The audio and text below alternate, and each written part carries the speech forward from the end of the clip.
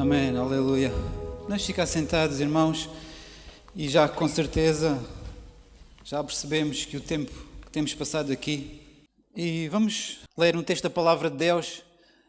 E aquilo que eu trago nesta tarde para vós tem a ver com o facto de Deus muitas das vezes fazer perguntas. Deus faz perguntas, não é? Não sei se gostam de fazer perguntas, se gostam mais de responder. O certo é que às vezes fazer perguntas é mais fácil, não é? O certo é que quando Deus faz alguma pergunta, então a resposta tem de ser dada, não é? E as respostas são dadas. Mais ou menos, às vezes. É o caso que nós vamos, esta tarde, percebermos. Mas, de facto, as respostas que Jesus quer ter são as nossas, de forma individual, não é? Vamos abrir as nossas Bíblias, Gênesis capítulo 3, no versículo 9 ao versículo 11, e nós vemos que Deus criou o homem e a mulher, colocou-os num jardim, de facto deu-lhes algumas instruções. Uma das instruções foi dele não tocar, ou melhor, dele não comer, esta foi a ordem, dele não comer de uma determinada árvore, do fruto de uma determinada árvore. O inimigo de Adão e de Eva fez uma proposta a Eva, fez uma proposta a Adão, e não vou ler o texto atrás, porque a narrativa não é assim num bom tom, mas aquilo que eu quero trazer aqui nesta tarde são estas três perguntas que devem ser colocadas não a Adão, que foi o caso, que nós vamos ler agora, mas a nós, a cada um de nós. Amém? E que o Espírito de Deus possa, desta forma, trabalhar nas nossas vidas, nas vossas vidas, na vida da igreja, naqueles que não têm Jesus, mas que precisam de Jesus. Então vamos ler versículo 9 até o versículo 11. E chamou o Senhor Deus a Adão e disse-lhe: onde estás? Versículo 10. E ele disse: ouvi a tua voz soar no jardim e temi, porque estava nu e escondi-me. Versículo 11. E disse: quem te mostrou que estavas nu? Segunda pergunta. Comeste tu da árvore que te ordenei que não comesses? Terceira pergunta. E nós vemos que já acabamos de cantar. E o pano de fundo, independentemente da desobediência de Adão e de Eva, independentemente da nossa desobediência, é que o nosso Deus é um Deus que ama. E um Deus que ama muitas das vezes faz perguntas. E este que Deus fez estas três perguntas a Adão, que está fazendo estas três perguntas a nós, e talvez o contexto é diferente, mas ele está fazendo a essência destas três questões que nós vamos nesta manhã pensar um bocadinho, tem a ver com cada um de nós. E a primeira tem a ver com onde estás. E o significado mais profundo tem a ver que Deus está procurando aquele que não está ali, aquele que não está presente, aquele que se afastou. Deus é um Deus justo, independentemente da desobediência, independentemente do pecado, independentemente da penalidade que a seguir e depois nós vemos no texto. Deus é um Deus que quer reconciliação, é um Deus que manifesta que nós estejamos presentes, que estejamos na casa, que estamos ao pé dele. E a resposta que nós vemos de Adão é uma resposta um tanto ou quanto que reflete aquilo que ele estava a sentir, reflete o fruto da desobediência, de um ato talvez precipitado, não pensado, posso dizer, mas o que revela foi medo e a perda do amor perfeito. Adão sentiu medo, sentiu temor, sentiu a necessidade de se esconder, porque percebeu aquilo que tinha feito. E vemos que Deus estava na sua direção, procurando-o. Deus é um Deus que procura, independentemente da circunstância da nossa fuga. E nós vemos que em João, 1 de João, no capítulo 4 e no versículo 18, se existe medo, o amor não se pode aperfeiçoar ali. Podemos ler, podemos projetar para nós lermos. Adão estava sentindo medo e tinha razão, porque soube e percebeu aquilo que ele tinha feito, a consequência da sua atitude, com certeza que ela tinha essa noção. Mas ele não compreendia que, com medo, o amor,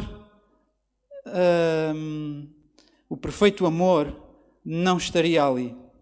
E aí escondeu-se, aí teve esta resposta. E vamos ler 1 João capítulo 4, versículo 18.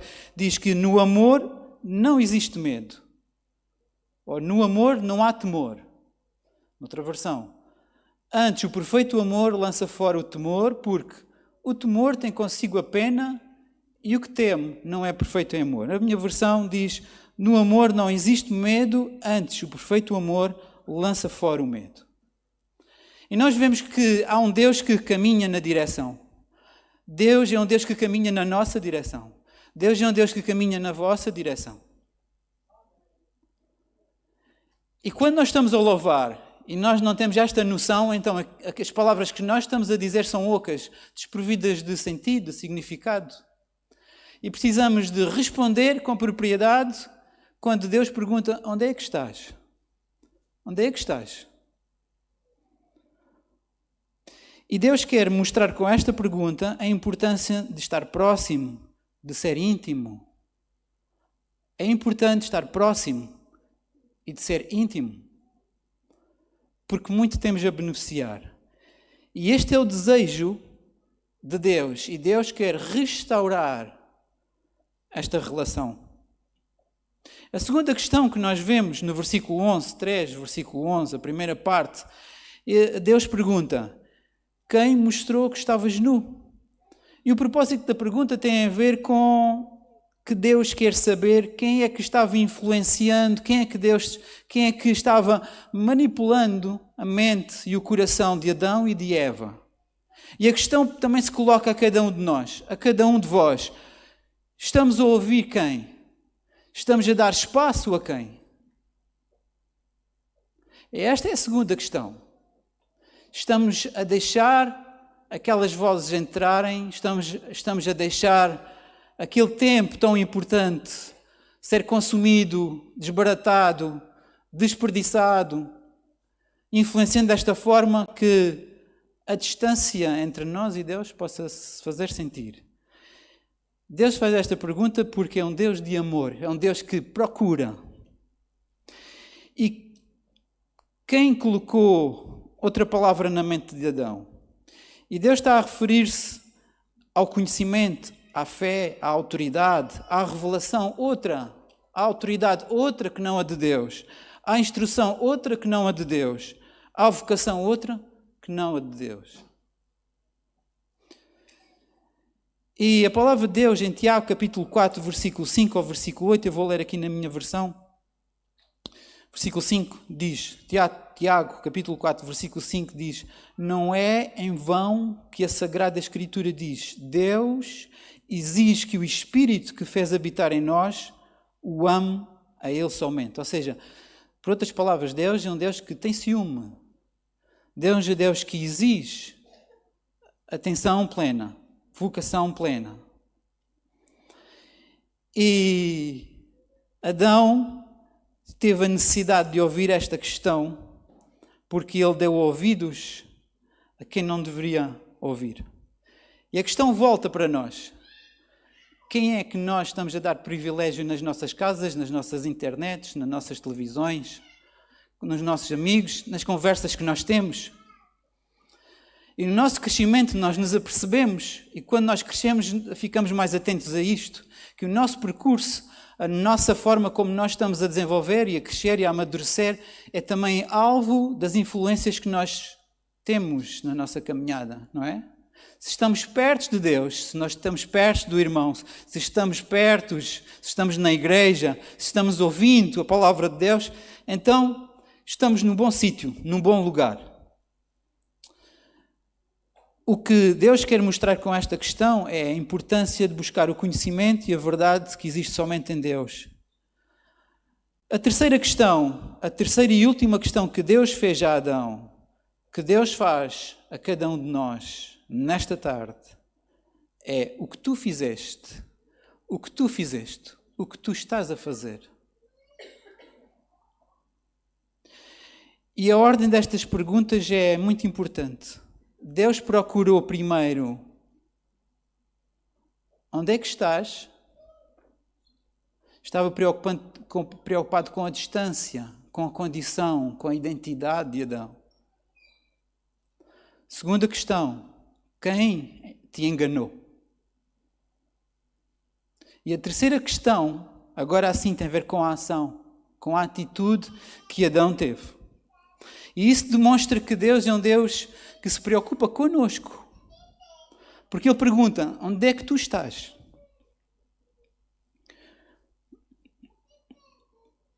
Estás a deixar a dúvida ganhar espaço? É a segunda questão. Estás a deixar a dúvida ganhar espaço?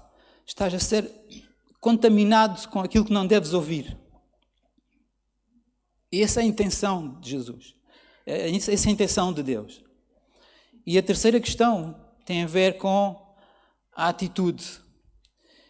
E a prioridade, nós vemos aqui em Deus, com esta ordem destas questões, a prioridade da identidade sobre a ação. E nós vemos que Deus, a prioridade de Deus é que a identidade leva à ação. Primeiro temos que ser. Primeiro temos que nos relacionar, temos que ser filhos, para que a ação possa se manifestar. E Satanás, o contrário, a ação leva à identidade. E nós vemos que Adão provou isto.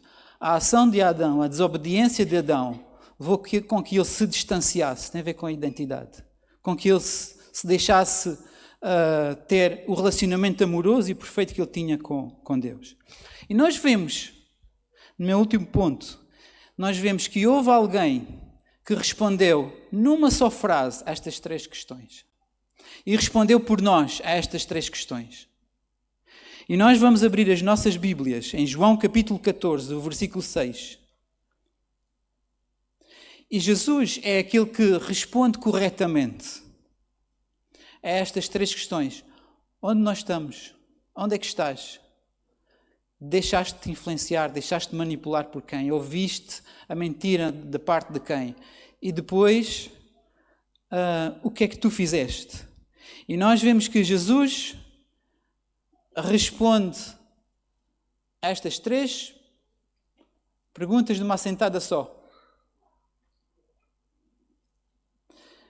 Penso que todos já abriram. Quem não encontrou ainda está projetado. Diz assim: Eu sou o caminho, a verdade e a vida, e ninguém vê o Pai senão por mim. E Jesus está a responder nesta tarde a estas três questões. E estas três questões nós não temos que inventar, nós não temos que procurar o que é que havemos de responder, porque Jesus está a responder por nós. E nós só temos que o aceitar. E Jesus responde que é o caminho, porque Ele é o caminho de volta para Deus. Ele é o percurso contrário que Adão estava a fazer e fez. Jesus fala de nos aproximarmos do Pai. E em Jesus já é possível caminharmos na sua direção. E aqueles que estão longe, que estão aqui nesta tarde, aqueles que estão nas vossas casas a ouvir, ou se onde estiverem, Jesus responde à pergunta: onde estás? E aceitando Jesus, nós tornamos-nos na posse das respostas corretas e certas. Jesus é o caminho. E quando Jesus responde à segunda questão, Jesus, a verdade, o caminho, a verdade. E a verdade é aquilo que instrui a nossa mente e o nosso coração. Jesus não diz que sabe onde é que está a verdade. Jesus não diz que a verdade está ali. Ele diz que eu sou a verdade. E quando aceitamos a verdade, já não temos espaço disponível no nosso tempo, no nosso dia a dia, para ouvirmos, para considerarmos as mentiras que andam por aqui, ao lado, que passam por cima da nossa cabeça, não é? muitas das vezes. Jesus é a verdade. E esta verdade instrui a nossa mente e o nosso coração. E Jesus, ao dizer que é a verdade, Ele é a palavra, é a instrução, é a revelação, é a autoridade, é a vocação, é a chamada, é o propósito. E por fim, Jesus responde com esta frase que também é a vida. Porque a consequência da atitude de Adão foi a morte, não é? A morte.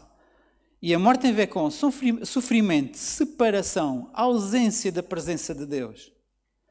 E nós vemos que em Jesus Cristo, aquele que responde corretamente a estas três questões, nós encontramos que Ele é a vida. E Jesus, como a vida, Ele quer restaurar a nossa identidade com Deus. A nossa identidade perdida, ela é encontrada quando nós aceitamos Jesus Cristo. E Jesus, ao ser a vida, Ele vem dar outro rumo à escolha feita por Adão. O primeiro Adão deu-nos a conhecer a morte. Jesus, o segundo Adão, como diz Coríntios, deu-nos a conhecer a vida. E nós vemos a importância, com estas três questões, que Deus está preocupado com a nossa identidade, com a tua identidade. Quem tu és? Estás-te a deixar manipular por quem? Estás a perder convicção porquê?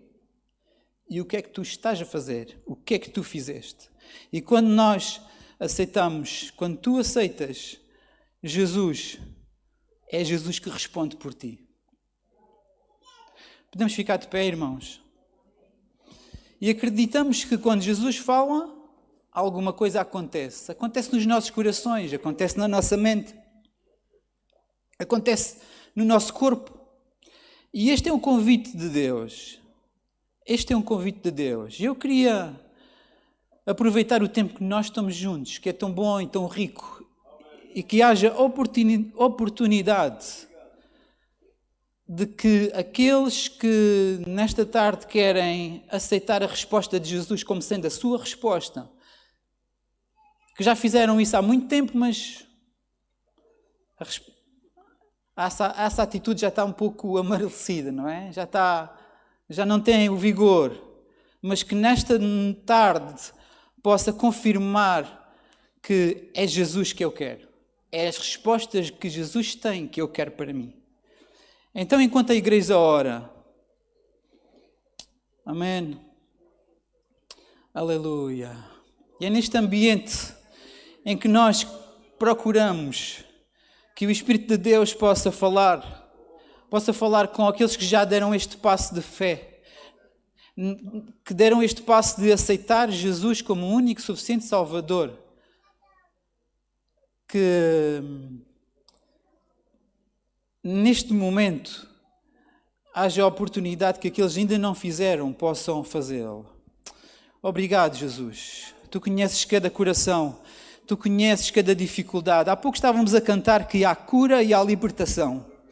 E nós queremos que nesta tarde isso também possa ser uma realidade. Que haja libertação do jugo do pecado. Que aqueles que não se consideram como filhos, eles possam te aceitar, trilhar o caminho, aceitar a verdade, receber a vida. E nesta tarde eu queria fazer um apelo, que aqueles que ainda não fizeram, ou que já fizeram há muito tempo e têm-se encontrado desviados, possam vir aqui abaixo para nós orarmos, para nós manifestarmos aquilo que está no nosso coração, que é o amor por aqueles que reconhecem a sua distância de Deus e querem se aproximar. E este é o desafio que nesta tarde é feita. Amém? Enquanto a igreja ora, intercede, que o ambiente possa ser um ambiente de reconciliação, possa ser um ambiente em que na casa do Pai há alegria e há regozijo. Obrigado, Jesus. Aleluia. Possas ter esta ousadia de vir. Amém. Pode se aproximar. Amém. Aleluia. Amém. Mais alguém possa vir. Amém. Nós queremos orar. Nós queremos manifestar o amor de Deus, orando pedindo a Deus, intercedendo. Amém, aleluia, aleluia. Nós te agradecemos, Pai. Nós te agradecemos, aleluia, pelo aquilo que tu estás fazendo, Pai. Nós te agradecemos, Pai, pelo aquilo que tu já fizeste, e nós queremos te agradecer de uma forma genuína, com gozo. E aquilo, Pai, a expectativa que nós temos, Pai, aleluia, é grande. Em nome de Jesus, Pai, aleluia. Amém. Então vamos ter uma palavra de oração. Amém. Vamos orar por esta nossa irmã. Amém. O seu nome? Sandra. Amém. Aleluia, aleluia. Vamos orar pela nossa irmã. Amém. Aleluia. Nosso Deus, nosso Pai. Te agradecemos, Pai, pela Sandra. Te agradecemos pela sua vida. Ó Pai, e que aquilo que tu tens projetado, o plano que tu tens projetado para a sua vida possa ser concretizado neste momento, Pai. Em nome de Jesus, que a cura e que a libertação possa ser uma realidade. Que a cura e a libertação possa ser alguma coisa do dia a dia. Ó Deus, em nome de Jesus, que esta reconciliação de pai e de filha possa ser restabelecida, Pai. Nós, como igreja, nós oramos, nós intercedemos, Pai, para que Teu Espírito ela possa confirmar no coração da nossa irmã quem ela é, a sua própria identidade. Te agradecemos em nome de Jesus pelo aquilo que Tu queres fazer na sua vida e nós queremos, Pai, Te agradecer pelo aquilo que vais fazer na sua família, pela vitória em nome de Jesus. Amém. Vamos clamar por vitória em nome de Jesus. Em nome de Jesus, Pai, dá vitória, Pai, em nome de Jesus. Dá vitória por aqueles que precisam, para aqueles que reconhecem a necessidade. Nós clamamos por vitória em nome de Jesus. Aleluia, Pai, te agradecemos por tudo. Amém, aleluia. Amém, amém, aleluia. Amém. Obrigado, amém. Amém. Deus é bom, amém. Acredito que há continuidade daquilo que, quando nós vamos para a casa do Pai e nós louvamos e adoramos e ouvimos e meditamos na palavra, há uma continuidade daquilo que Deus quer fazer e está fazendo. E é isso mesmo, nós como filhos, como discípulos, nós precisamos de... Não foi o capítulo que acabou, não, há continuidade. No final do culto, a emissão pode terminar, mas nós podemos ficar a orar, nós podemos ficar a conversar e a falarmos. Amém? Aleluia. Então, meus amados irmãos,